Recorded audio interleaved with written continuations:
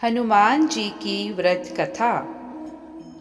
ऋषिनगर में केशवदत्त अपनी पत्नी अंजलि के साथ रहता था।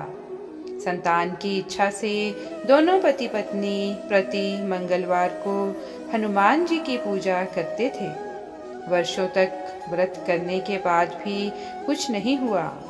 कुछ दिनों के बाद केशवदत्त पूजा करने के लिए जंगल में चला गया।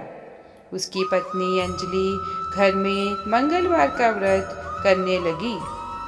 एक दिन किसी कारणवश अंजलि हनुमान जी को भोग नहीं लगा सकी और उस दिन वह भूखी ही सो गई। दूसरे दिन उसने प्रण किया कि जब अगले मंगलवार को हनुमान जी को भोग लगाकर ही भोजन करूंगी। अंजलि ने भूखी प्यासी रहकर 7वें दिन मंगलवार को हनुमान जी की पूजा की और उन्हें भोग लगाया। लेकिन तभी भूख प्यास के कारण अंजलि बेहोश हो गई। हनुमान जी ने उसे स्वप्न में दर्शन देते हुए कहा, उठो पुत्री, मैं तुम्हारी पूजा पाठ से बहुत प्रसन्न हूँ। तुम्हें सुंदर और सुयोग्य पुत्र होने का वर देता हूँ। तत्काल अंजलि ने उठकर हनुमान जी को भोग लगाया और स्वयं भोजन किया। हनुमान जी की अनुकंपा से अंजलि ने एक सुंदर शिशु को जन्म दिया। मंगलवार को जन्म लेने के कारण उस बच्चे का नाम मंगल प्रसाद रखा गया। कुछ दिनों बाद अंजलि का पति केशवदत्त भी जंगल से लौट आया। उसने मंगल को देखा तो अंजलि से पूछा, यह बच्चा किसका है? अंजलि ने हनुमान जी के दर्शन देने और पुत्र प्राप्त होने का वरदान देने की सारी कथा सुना दी। लेकिन केशवदत्त को उसकी बातों पर विश्वास नहीं हुआ और वह अंजलि पर शक करने लगा। केशवदत्त मंगल को मारना चाहता था। एक दिन केशवदत्त स्नान के लिए मंगल के साथ कुएं पर गया।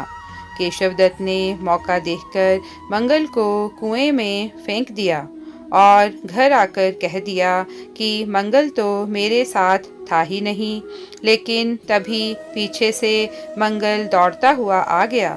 केशवदत्त मंगल को देखकर बुरी तरह चौंक गया।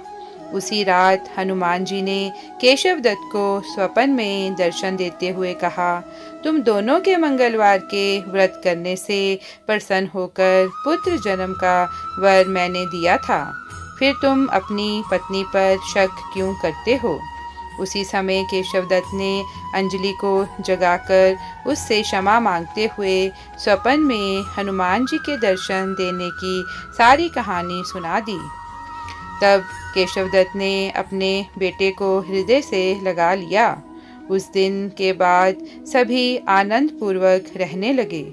जो दंपति विधिवत मंगलवार का व्रत करते हैं, हनुमान जी उनके सभी कष्ट दूर करके घर में धन संपत्ति का भंडार भर देते हैं, निसंतानों को संतान देते हैं और शरीर के सभी रक्त विकार के रोग भी नष्ट कर देते हैं। जय हनुमान जी।